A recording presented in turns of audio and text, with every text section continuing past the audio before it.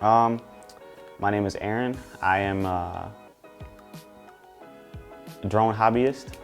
Now I am an aerial photographer and videographer. I just got into drones and I've been on Guam for 2 years. I think I was first introduced to drones maybe 2017, 2018, just from like friends who flew drones for like music videos, things like that. But I didn't really gain any traction with it until maybe 2 weeks ago. Really starting to see what they're capable of doing. I decided to get that because in order to do any work with drones, you have to have it. You can't fly drones for compensation unless you have the license, and it's a lot of good knowledge with getting the license, so it's definitely a plus. The process for getting your Part 107 is pretty simple.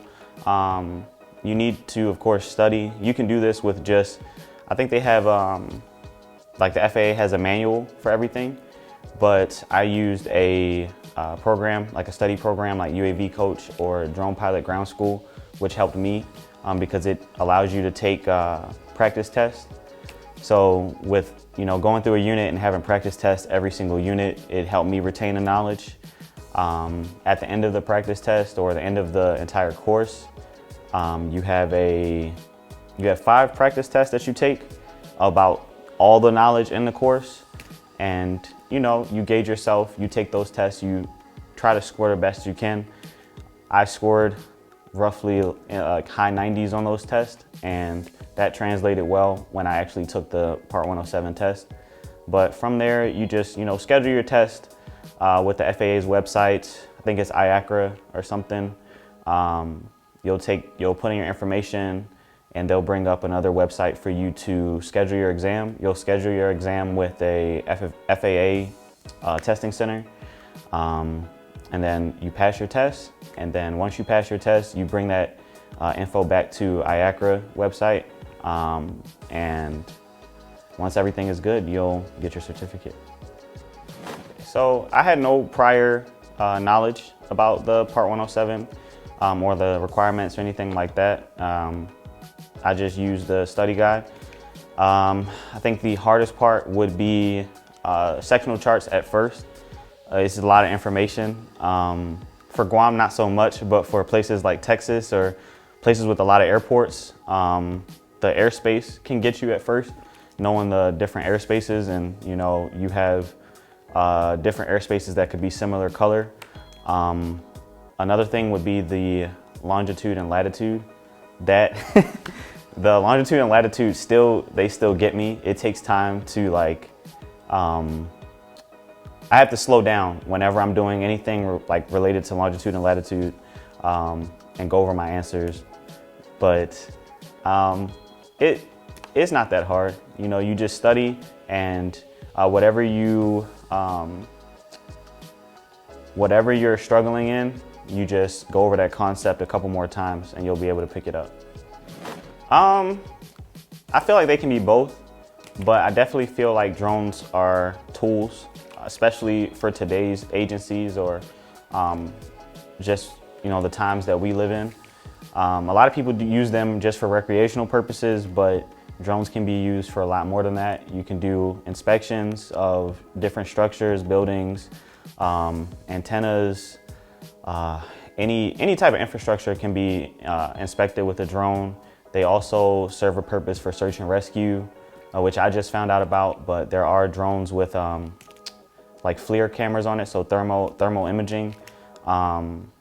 They definitely will have a place in society as a very amazing tool in the future. Since I passed, it was pretty funny. I took my test before I had my drone. I purchased my drone before I took my test, but it just didn't get there yet. Didn't get here.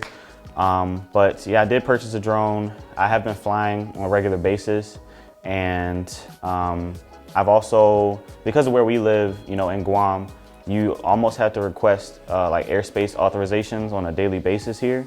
So I've been getting a lot of familiarization with the airspace and how drones work and how you can operate here. And yeah, this is what I got. Top 3 places, I go to Talifofo a lot. It's just open. It's one of the few places on Guam that has just open space for you to fly at. Still getting used to flying over water, so that's taking some time, but it's enjoyable. I also like to fly in front of my house. That's like, that's like number 2.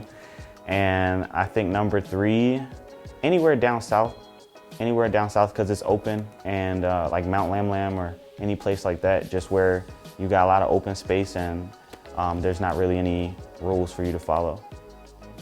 I plan on just doing more aerial photography and video, maybe working for a few clients, trying to get into the process of drone mapping, seeing what that's like. That's a new field altogether, but definitely want to learn about surveying and things like that with drones and seeing where I can fit in. Don't think that you can't do it. It's very doable. I know some people may get overwhelmed, you know, by all the rules and regulations that they may have to follow, but it's not that hard. It's pretty simple process. You know, you just got to put your mind to it. If this is something you want to do, I say do it, because in the future, drones will be, you know, a regular industry. It'll be a regular industry around, you know, the U.S., Guam, or any other countries. It's going to be a highly demand field, so say go for it. My name is Prue, and you can follow me on Instagram at Prue, pretty simple. But I post drone videos daily, just of me getting better with flying. Yeah, I also run a blog. It's called thingstodoinguam.com. That blog is specifically about all the different places you can go around Guam that don't get as much spotlight as, like, let's say Tumon or the upper areas where, you know, there's food and the bars and everything like that, and the beaches. We're working to incorporate mom and pop shops and just different places around the island that, you know, deserve more attention for everyone who comes to visit.